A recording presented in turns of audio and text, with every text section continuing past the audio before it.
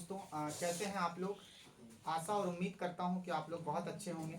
आज हम लोगों का मैथ रिवीजन में डे 3 है और आज हम लोग है ना ऑब्जेक्टिव नहीं सब्जेक्टिव में जितने भी क्वेश्चन बन सकते हैं एग्जाम में उसके बारे में आज हम लोग डिस्कस करेंगे। उसके कॉन्सेप्ट पे डिस्कस करेंगे और उसके लिए आप लोगों को HW दे देंगे। कॉन्सेप्ट पे डिस्कस करके उसके लिए HW आप लोगों को दे दिया जाएगा और उसको आप लोग घर में बनाएंगे।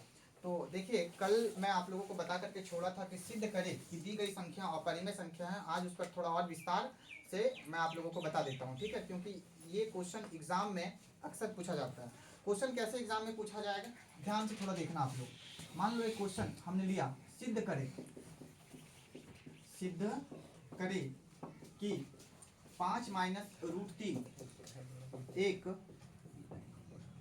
अपरिमेय संख्या है।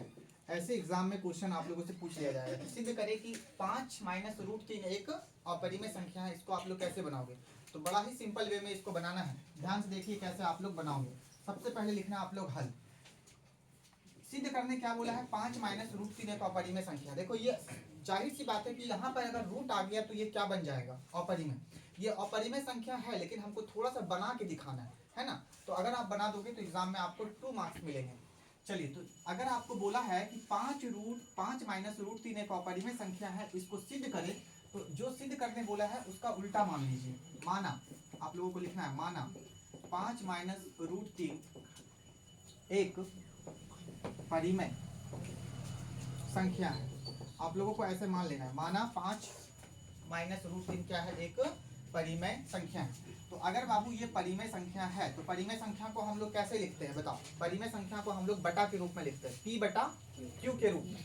अगर ये परिमेय संख्या है तो हम 5 माइनस रूट 3 को क्या लिख सकते हैं बताओ? P बटा Q। क्या ऐसे हो सकता है? P बटा Q हो सकता है? बिल्कुल हो सकता है, P बटा Q। चलिए, अब सारे बच्चे यहाँ पे ध्यान से देखिए, सारे बच्चे ध्यान से देखिए। रूट 3 इधर क्या चीज में है? माइनस में है ना। रूट 3 इधर क्या चीज में है? तो रूट 3 को अलग कर दीजिए, ये रूट वाले को अलग कर दीजिए। तो रूट 3 इधर माइनस में, उधर भेज दीजिए उसको। तो यहाँ क्या बचेगा? 5। अच्छा, P बटा Q, ये पूरा P बटा Q क्या चीज में है? प्लस में। अगर मैं इसको बराबर के इस पार ले आता हूँ तो क्या चीज में हो जाएगा? माइनस में। P बटा Q माइनस में बराबर। देखो, रूट 3 इधर माइनस में, उधर गया तो प्लस में, यानी रूट 3 प्लस में हो गया। अब यहीं पर आपको थोड़ा सा फोकस करना है। सारे बच्चे यहाँ पे ध्यान से देखो। 5 कैसी संख्या है? परिमेय। P बटा Q भी कैसी संख्या होती है? परिमेय।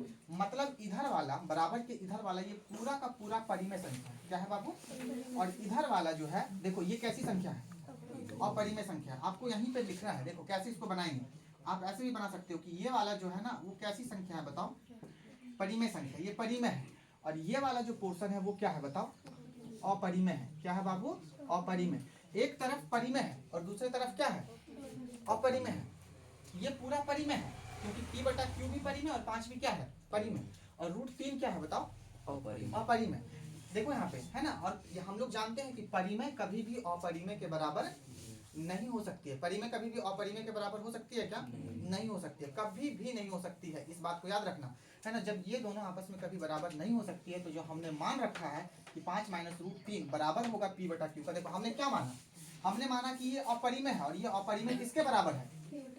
P बटा Q क्या है? परिमेय। हमने क्या मान रखा था कि अपरिमेय परिमेय के बराबर है। क्या है बाबू? बराबर है। लेकिन यहाँ पे सारे बच्चे देखो, परिमेय और अपरिमेय आ गया और हम चूंकि जानते हैं है ना, यहाँ पे आप लोगों को लिखना है, यहाँ कभी भी परिमेय बराबर नहीं होता है अपरिमेय। मतलब ऐसे समझो कि परिमेय और अपरिमेय कभी भी आपस में बराबर नहीं होता है। इसीलिए हमारी मान्यता क्या है? हमारी मान्यता क्या है बताओ? गलत है। हमारी मान्यता गलत है। अतः क्या लिख दोगे आप?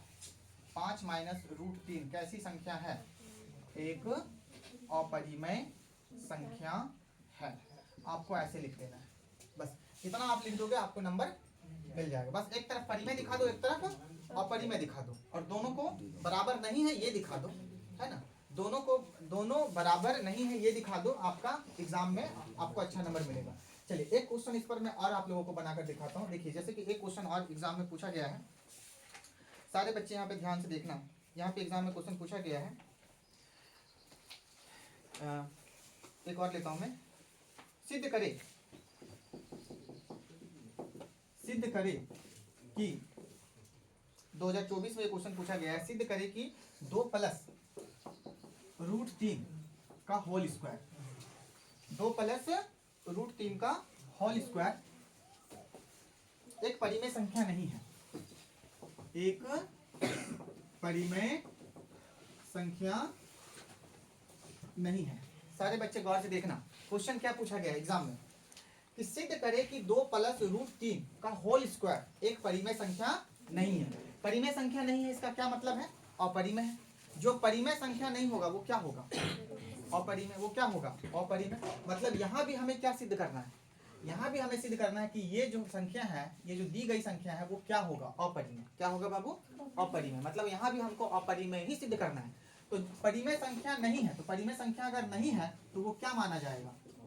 अपरिमेय माना जाएगा। यानी कि हमको सिद्ध करना है कि ये जो है एक अपरिमेय संख्या है। चलो सबसे पहले आप लोगों को क्या लिखना है? हल। और हल लिखोगे फिर क्या लिखोगे बताओ? उल्टा मान लेना। माना, क्या मानना? कि 2 प्लस रूट 3 का होल स्क्वायर एक परिमेय संख्या है। हमको सिद्ध करना है परिमेय संख्या नहीं है, तो हमको उल्टा मान लेना है कि नहीं परिमेय संख्या है ना। यानी परिमेय संख्या नहीं है इसका मतलब है कि हमें अपरिमेय सिद्ध करना है। तो हमें मान लेना है कि ये जो संख्या है वो परिमेय संख्या है। अगर ये परिमेय संख्या है 2 प्लस रूट 3 का होल स्क्वायर यदि परिमेय संख्या है तो इसको किस रूप में हम लिख सकते हैं बताओ? P बटा Q के रूप में लिख सकते हैं। क्यों लिख सकते हैं P बटा Q के रूप में? क्योंकि परिमेय को हमेशा किस रूप में लिखा जाता है? P बटे Q के रूप में। सारे बच्चे ध्यान से देखना, P बटे Q के रूप में लिखा जाता है। अब यहाँ पे गौर करना बाबू, अगर ये स्क्वायर वाला जब भी आ जाए ना, कुछ नहीं, आपको a प्लस बी का होल स्क्वायर याद रखना है। a प्लस बी का होल स्क्वायर याद रखना है। देखो तो इसको a मानो, इसको क्या मानो? b। a प्लस बी का होल स्क्वायर क्या हो जाएगा? a का स्क्वायर प्लस 2 गुना ये a है, a गुना ये क्या है? b है, और प्लस b का स्क्वायर है ना, और बराबर क्या? p बटा q। ध्यान से देखो, 2 का स्क्वायर कितना? 4, 2 दूनी 4 रूट 3, और देखो ये स्क्वायर और ये रूट कट जाएगा तो कितना बचेगा? 3 बराबर कितना? P बटा Q। सारे बच्चे ध्यान से देखो, 4 और 3 कितना हो गया?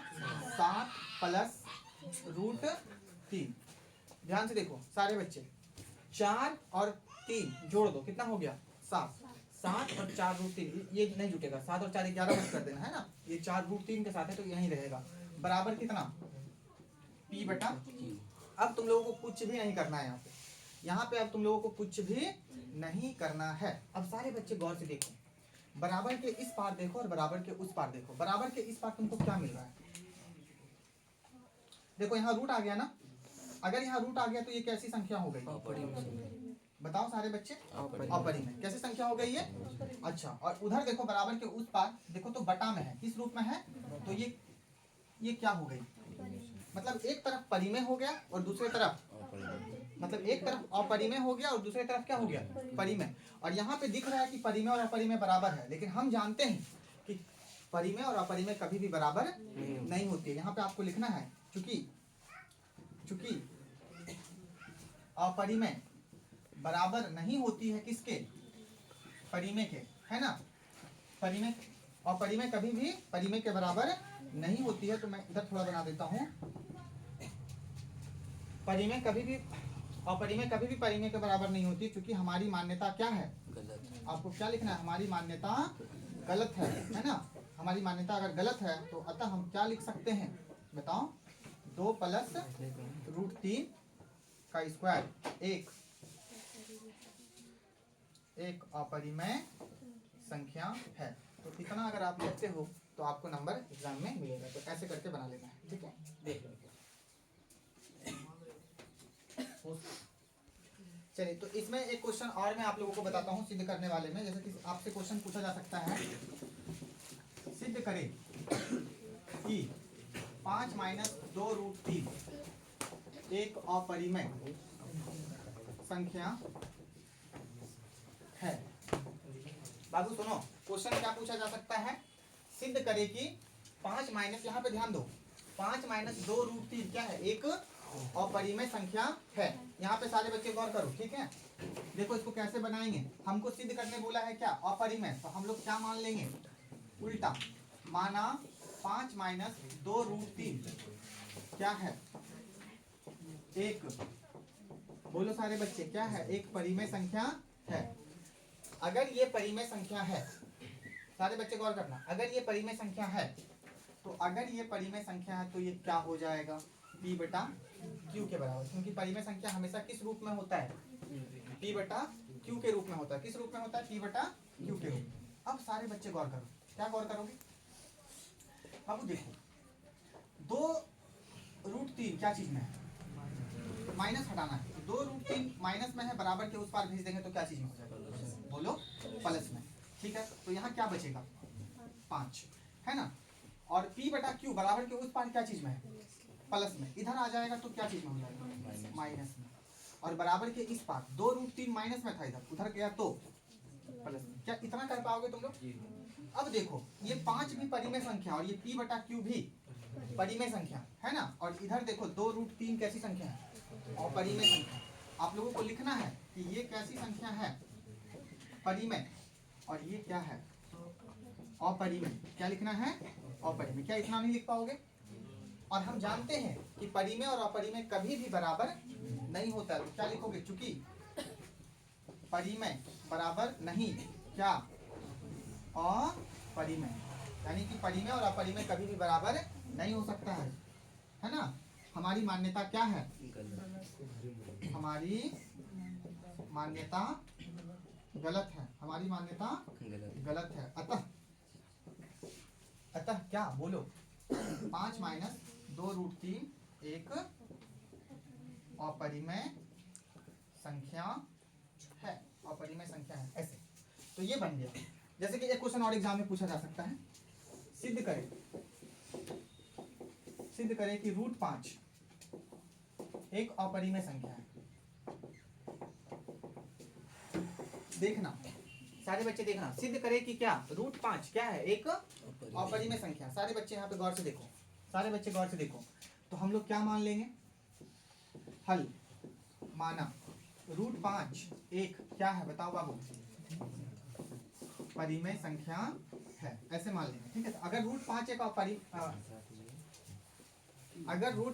एक परिमेय संख्या है तो √5 को हम किसके बराबर लिख सकते हैं, बोलो, p बटा q के बराबर। प्रैक्टिस करोगे घर में, इधर ध्यान दो बाबू, p बटा q के बराबर है। अब सारे बच्चे देखो, तो जब सिंगल में पूछे, जैसे √2 √3 √5 √7 ऐसे करके पूछा जाए, तो दोनों तरफ क्या कर लेना, वर्ग, दोनों तरफ क्या कर लेना, देखो दोनों तरफ वर्ग करने पर, दोनों तरफ करने पर, एग्जाम मैं इसलिए बतला रहा हूँ क्योंकि इससे तुम लोग नंबर उठाओगे। ठीक, देखो दोनों तरफ वर्ग कर दो तो यहाँ क्या हो जाएगा, √5 का स्क्वायर, और यहाँ क्या हो जाएगा, p बटा q का। बाबू ध्यान से देखो, स्क्वायर और रूट कट जाएगा तो क्या बचेगा, 5 बराबर क्या बचेगा, p स्क्वायर बटा q स्क्वायर, ऐसे। अब सारे बच्चे देखो बाबू, ये एक संख्या है, ये क्या है बोलो, और संख्या को हम क्या बोल सकते हैं, पूर्णांक। क्या बोल सकते हैं, पूर्णांक। सारे बच्चे ध्यान से देखो, ये एक पूर्णांक है, क्या है बाबू, एक पूर्णांक। और p बटा q, बटा में अगर कोई चीज आ जाता है तो उसको कहते हैं भिन्न। क्या कहते हैं, और ये क्या है बताओ, भिन्न। ये क्या होता है, भिन्न। एक चीज हमेशा याद रखना, पूर्णांक कभी भी भिन्न के बराबर नहीं होता है। जैसे कि पूर्णांक तुम लिखते हो, क्या लिखते हो, 1 2 3 4 0 -1 -2 -3 -4, ये तुम क्या लिख रहे हो, पूर्णांक। ये पूर्णांक है और ये एक संख्या भी है। ये क्या है, एक संख्या भी है। क्या है बोलो, ये एक पूर्णांक है। देखो ये पूर्णांक है। पूर्णांक किसको कहते हैं, शून्य सहित धनात्मक और ऋणात्मक संख्या क्या कहलाती है, पूर्णांक कहलाती है। मतलब 5 क्या है, 5 एक संख्या है, लेकिन इसके साथ साथ 5 क्या है, एक पूर्णांक। और पूर्णांक में क्या कहीं बटा आता है, देखो तो कहीं बटा है, देखो यहाँ बटा आ गया, मतलब इसको क्या बोलेंगे, भिन्न। और पूर्णांक और भिन्न कभी भी आपस में बराबर नहीं होता है। जो पूर्णांक होगा वो भिन्न नहीं, जो भिन्न होगा वो पूर्णांक नहीं। तो हम यहाँ लिखेंगे, चूंकि पूर्णांक कभी भी बराबर नहीं होता है किसके, भिन्न का, है ना। इसीलिए हमारी मान्यता गलत है। हमने क्या मान रखा था, हमने मान रखा था कि √5 बराबर क्या है, p बटा क्यों, मतलब 5 एक संख्या है, 5 एक क्या है संख्या, मान लो 5 एक संख्या, ये पूर्णांक है और ये भिन्न है। हमने पूर्णांक को भिन्न मान रखा था और भिन्न को क्या मान रखा था, पूर्णांक, हमने ये मान रखा था। लेकिन यहाँ पता चला कि पूर्णांक और भिन्न बराबर नहीं होता है। हमारी मान्यता क्या हो गई है, गलत। मतलब ये जो हमने मान रखा है पहले वो गलत साबित हुई, और जब गलत साबित हुई तो अतः हम कह सकते हैं कि रूट 5 क्या है बताओ, क्या है बताओ, रूट 5 एक अपरिमेय संख्या है। तो देखो इस तरह से ये क्वेश्चन बनेगा, ठीक है। आप लोग प्रैक्टिस करना, इसमें मैं कुछ HW दे देता हूँ, ठीक है। चलो तो इसको तुम लोग देख लो। चलिए तो देखिए, मैं आप लोगों को कुछ यहाँ पे HW दे दिया हूँ। क्या है वो HW में, आप लोग घर पे इसको बनाओगे। ये सारे के सारे क्वेश्चन एग्जाम में पूछे गए बिहार बोर्ड में, है ना, हर साल, है ना, किसी ना किसी समय में ये पूछा गया है। और इसको आप लोग बना लेना, ठीक है। इसी पे आप लोगों को क्वेश्चन आएगा, सिद्ध करे कि यह जो है एक अपरिमेय संख्या है, यह जो है एक अपरिमेय संख्या। 2 plus root 2 root 3 root 2, 5 plus root 3 2 root plus 2 का होल स्क्वायर जो है वो भी एक अपरिमेय संख्या, और 3 रूट 2 भी क्या है, एक अपरिमेय संख्या। इसको आप लोगों को क्या कर लेना है, सिद्ध, ठीक है। चलिए एक दूसरा जो कॉन्सेप्ट है, सारे बच्चे ध्यान से सुनो, एक कॉन्सेप्ट है शांत और अशांत पर। शांत और अशांत पे अक्सर एग्जाम में क्वेश्चन पूछा जाता है कि बताइए एक संख्या आपको एक भिन्न दे दिया जाएगा और कहेगा बिना भागा किए, बिना भाग दिए बताओ कि कौन सी संख्या शांत है और कौन सी संख्या अशांत है। तो आप लोगों को पढ़ाया गया है शांत और अशांत। थोड़ा वीडियो ऑफ करो तो। शांत और अशांत पे, शांत और अशांत पे एग्जाम में क्वेश्चन पूछा जाता है। कहा जाएगा कि बिना भाग किए बताइए कि कौन सी संख्या शांत है और कौन सी संख्या अशांत है। तो बाबू देखो, शांत और अशांत पे जब भी प्रश्न पूछा जाए तो आप देखो, मान लो कि एक संख्या, हम एक क्वेश्चन यहाँ पे दिया गया है, क्वेश्चन नंबर मान लो एक ऐसे दिया गया है कि बताइए 17/8, है ना। क्वेश्चन यहाँ पे देखो क्या बोला गया है कि बताइए कि 17/8 परिमेय संख्या का दशमलव प्रसार शांत है या अशांत आवृत्ति का। तो शांत और अशांत पे हमेशा याद रखना कि शांत कौन होगा और अशांत कौन होगा। बाबू देखो इसी तरह का क्वेश्चन आपसे पूछा जाएगा 17/8। तो देखो ये भिन्न के रूप में, ये किस रूप में है, भिन्न के रूप में। याद रखना ऊपर वाले को हम लोग कहते हैं अंश और नीचे वाले को क्या कहते हैं, हर।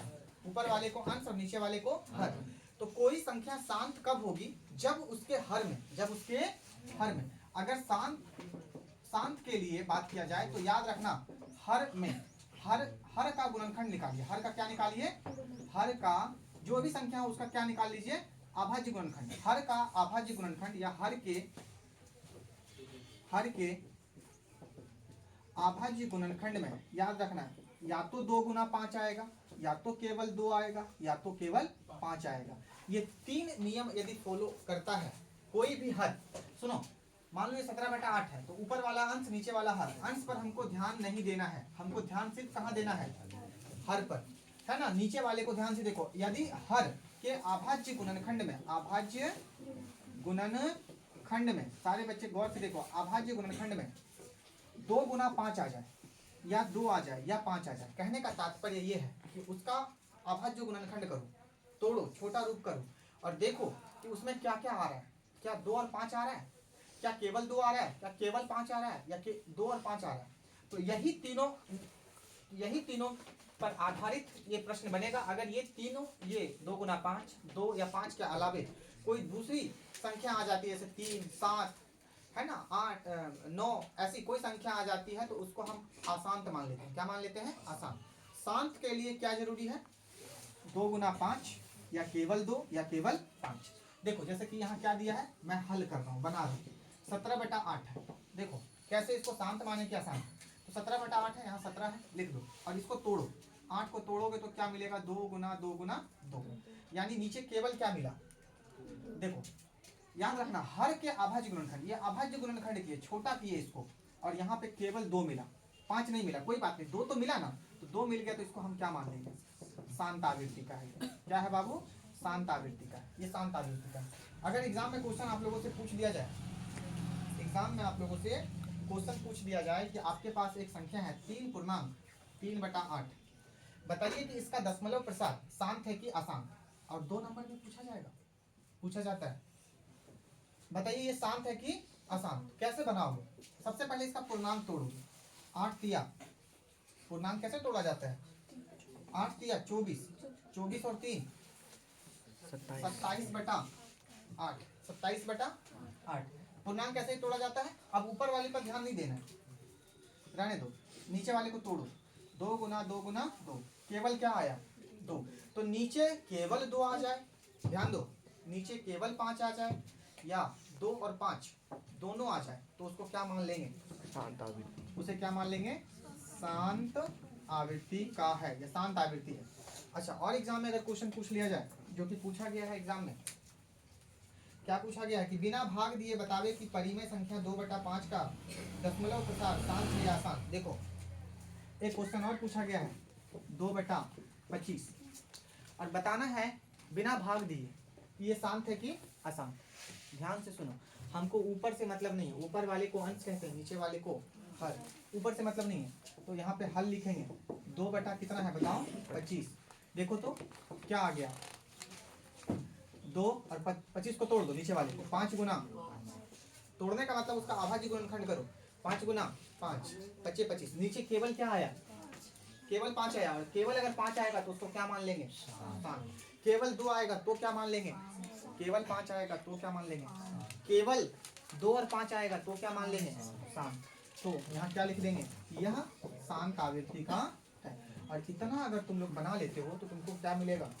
नंबर। क्या मिलेगा बताओ? नंबर, है ना। एक क्वेश्चन और तुम लोगों से मैं पूछता हूँ, यहाँ पे सारे बच्चे ध्यान से देखिए। एक क्वेश्चन पूछ लिया है, ध्यान से देखिएगा, है ना। 19/21 बताइए, बिना भाग किए बताइए कि ये शांत है कि अशांत, है ना। तो देखो सारे बच्चे, इसको तोड़ो, 19/21 को तोड़ो, 3 से 30। अब देखो नीचे 2 है, 5 है, कुछ भी नहीं है। 2 और 5 के अलावा अलग अलग संख्या आ गया, तो ये कैसी संख्या है? ये कैसा है बताओ? अशांत आवृत्ति का, अशांत आवृत्ति का है। अच्छा, ये शांत अशांत होता क्या है?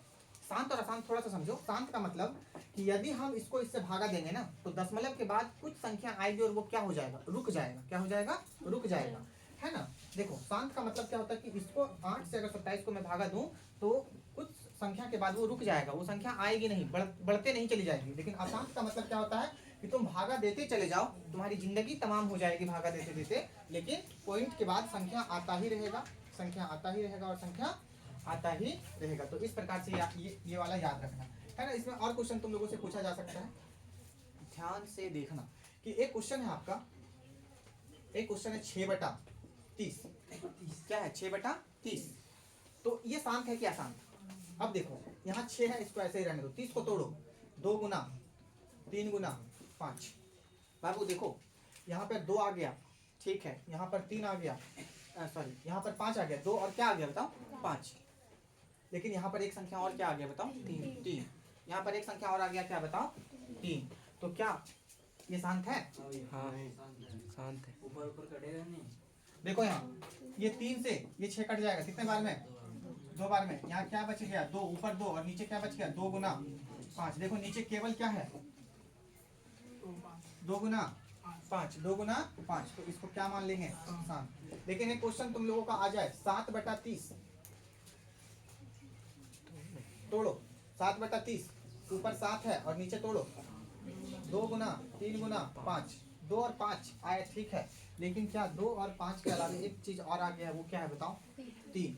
तो ये और ये इसको शांत बना रहा है, लेकिन ये आ गया 3, नहीं आना चाहिए था, केवल 2 रहना चाहिए, केवल 5 रहना चाहिए, या केवल 2 गुना 5 रहना चाहिए, लेकिन एक 3 आ गया, तो इसको ये क्या बना देगा बताओ? 3 से ऊपर कटता भी नहीं है, तो इसको ये क्या बना देगा? अशांत, अशांत आवृत्ति का। तो जब भी क्वेश्चन आ जाए शांत और अशांत आवृत्ति का, तो यहाँ पर आपको ऐसे ही करके क्या करना है? इसको बनाना है। यहाँ पे तुम्हारा जो भी क्वेश्चन बन सकता था एग्जाम में, है ना, लेसन 1 से, वो सारा यहाँ पे मतलब सारे क्वेश्चन पे चर्चा किया जा चुका है, ठीक है। इसको अच्छे से तुम लोग पढ़ना। अब हम लोग जो है द्विघात सॉरी बहुपद की ओर बढ़ेंगे। किधर बढ़ेंगे? बहुपद की ओर। तो एक बार देख लो इसको। तो चलिए यहाँ पे अगला क्वेश्चन जो है, इस पर ये डे 3 में ये खत्म हो चुका है, लेकिन एक क्वेश्चन और एग्जाम में पूछा जाता है। क्या पूछा जाता है? थोड़ा सा देखिए कि 1.8 है और इस पर आवर्त है। इस पर क्या है बाबू? इसको बोलते हैं आवर्त। 8 पे क्या है? आवर्त है। और कहा जाएगा कि 1.8 पे आवर्त है ना, और इसको जो है P/Q के रूप में बदले, P/Q के रूप में बदले। सारे बच्चे ध्यान से सुनो, आवर्त वाला क्वेश्चन एग्जाम में आता है ना। इस तरह का क्वेश्चन आएगा और कहा जाएगा कि इसको P/Q के रूप में बदलिए। किस रूप में बदलिए? p बटा q के रूप में। तो सारे बच्चे ध्यान से सुनना, आवर्त का मतलब होता है अगर ये आवर्त 8 पर है, इसका मतलब है कि दशमलव के बाद यही 8 बार बार क्या होता रहेगा, आता रहेगा। आवर्त का मतलब होता है बार बार आना, किसी भी चीज का बार बार आना। तो देखो इसको कैसे हम p बटा q के रूप में बदलेंगे, तुम लोग अगर एक बार सीख जाओगे तो फिर एग्जाम में नंबर मिल जाएगा। हल देखो सारे बच्चे, मान लो 1.8 पर आवर्त है, इसको p बटा q के रूप में बदलना है। तो आप लोगों को मानना होगा, माना कि 1.8 पे आवर्त है, यानी 8 को हम कितने बार लिख सकते हैं, जितना मन चाहे उतना बार। तो मान लो एक देखो 8 पे आवर्त है, मतलब 8 हम कई बार लिख सकते हैं, और यही 8 जो है वो क्या होता रहेगा, आता रहेगा। इसको समीकरण नंबर क्या मान लेना है, फोकस करो यहाँ पे, सीखो सौरभ, यहाँ पे देखो 1.888 कई बार तुम लिख सकते हो, ठीक है। फिर देखो बाबू कितनी संख्या पे आवर्त था, एक संख्या पे 8 पे। अगर एक संख्या पे आवर्त रहे तो एक देके 1 0, अगर दो संख्या पे आवर्त रहे तो एक देके 2 0, अगर तीन संख्या पे आवर्त रहे तो एक देके 3 0। लिख करके दोनों तरफ क्या करते हैं, गुना करते हैं। क्या करते हैं, देखो यहाँ कितनी संख्या पे आवर्त है, एक संख्या पे। तो याद रखना सारे बच्चे यहाँ पे ध्यान से देखो, ऐसे नहीं, यहाँ पे थोड़ा सा और इसको ब्रीफ करना पड़ेगा। माना x बराबर, क्या मानेंगे बाबू, x बराबर, सारे बच्चे देखो मान लिए x बराबर कितना, 1.88888 मान लिए, ठीक है। अब देखो बराबर के इस पार x और बराबर के इस पार संख्या है, लिख देंगे दोनों तरफ 10 से क्या करने पर, गुना करने पर। ये रिवीजन चल रहा है, पीछे बता चुका हूं तुम लोगों को। देखो जब भी इस तरह का क्वेश्चन आए आपको मान लेना है, माना x बराबर क्या, 1.8888 कई बार मान सकते हो तुम, इतने बार मानो कोई दिक्कत नहीं है, तुम इतने बार ही मानो कोई दिक्कत नहीं है, ठीक है। तुमको जितना इच्छा करे तुम अपना मान लो, ठीक है। डॉट डॉट डॉट, समीकरण नंबर 1, दोनों तरफ कितना से गुना करने पर, 10 से। ध्यान से देखो बाबू, 10 से अगर हम दोनों तरफ का मतलब है एक तरफ इधर बराबर के इस तरफ और बराबर के, तो इसको 10 से गुना करो कितना हो जाएगा, 10x बराबर। अगर तुम 10 से इसको गुना करोगे तो कुछ नहीं, देखो ये जो पॉइंट है ना, एक अंक आगे चला जाएगा। सुनो कितना जीरो है, एक जीरो है ना, तो कुछ नहीं, पॉइंट जो है एक अंक क्या कर देना है, आगे कर देना है। क्या कर देना है, एक अंक आगे कर देना। तो अगर ये पॉइंट एक अंक आगे चला जाएगा तो मान लो यहाँ आ जाएगा, तो ये क्या बन जाएगा, 18। क्या बन जाएगा, 18। और यहाँ तुम लिख सकते हो जितना 8 लिख सकते हो, यहाँ 4 है, पॉइंट के बाद 4 8 है, तो यहाँ भी पॉइंट के बाद 4 8 दे सकते हो। समीकरण नंबर 2। अब देखना, अब यहाँ करना क्या है, आपको लिखना है कि समीकरण 2 में समीकरण 1 को घटाने पर, क्या करने पर, घटाने पर। सारे बच्चे फोकस करो, समीकरण 2 में समीकरण 1 को क्या करने पर, घटाने पर। तो 2 ये है और 1 ये है, तो पहले ये लिख लो, 10x बराबर क्या आया, 18.8888 ऐसे। और समीकरण 1 क्या है बताओ तो, x बराबर 1 कितना आया है, 1.8888 ऐसे करके घटा दो। घटाने का मतलब समझते हो, यहाँ भी माइनस और यहाँ भी माइनस। बाबू 8 में 8 गया, 8 में 8 गया, सब जगह जीरो, यहाँ पे पॉइंट आ गया। 18 में 1 गया, 17 बराबर 10x में देखो x यहाँ क्या है, एक ठो, 10x में 1 x चला गया, 9x। पॉइंट के बाद जीरो का कोई वैल्यू होता है क्या, नहीं होता है। तो क्या लिखेंगे, 9x बराबर कितना, 9x बराबर कितना, 17। 9 उधर जाएगा तो बटा में, यानी 17/9। और सारे बच्चे गौर करना, हमको क्वेश्चन क्या पूछा गया था एग्जाम में, यहाँ कि 1.8 पर आवर्त को किस रूप में बदलिए, p बटा q के रूप में बदले। देखो हमने p बटा q के रूप में बदल दिया, जहाँ p का वैल्यू कितना है 17 और q का वैल्यू कितना है 9। तो इस तरह का एग्जाम में अक्सर क्वेश्चन तुम लोगों को पूछा जाता है। एक क्वेश्चन मैं और बता दूं क्या, एक क्वेश्चन और बता दूं, चलो देखो एक क्वेश्चन और मैं ले लेता हूँ, ठीक है। ध्यान से देखना, एक क्वेश्चन है कि 2.4 पर आवर्त है, इसको जो है भिन्न में बदले, भिन्न में बदले। अब भिन्न का मतलब क्या होता है, वही p बटा q, p बटा q। देखो बाबू कैसे बनाना है, हल देखना क्या लिखोगे, माना x बराबर 2.4 है, 2 पॉइंट और 4 पे क्या है, मतलब यही 4 बार बार क्या होता रहा, आता रहता है, ठीक है। तो इसको मान लेंगे समीकरण नंबर, आवर्त कितनी संख्या पे है, ये आवर्त एक संख्या पे है, तो एक देके 1 0 से दोनों तरफ क्या कर देंगे, देखो यही ना किए हैं, दोनों तरफ क्या करने पर गुना करने पर, दोनों तरफ गुना करने पर, चलो गुना करो। दोनों तरफ कितना से गुना करने पर, लिखा है नहीं, 10 से गुना 10 से गुना करने पर, कितना से 10 से, तो 10 से इसको गुना करो, 10 है बराबर 10 से इसको भी गुना करो, तो कुछ नहीं 10 से गुना करेंगे तो एक पॉइंट आगे चला जाएगा, एक पॉइंट क्या हो जाएगा आगे चला जाएगा, यानी कि यहाँ क्या हो जाएगा, ये पॉइंट यहाँ आ गया, ये 4 इधर आ गया, तो ये कितना बन गया 24।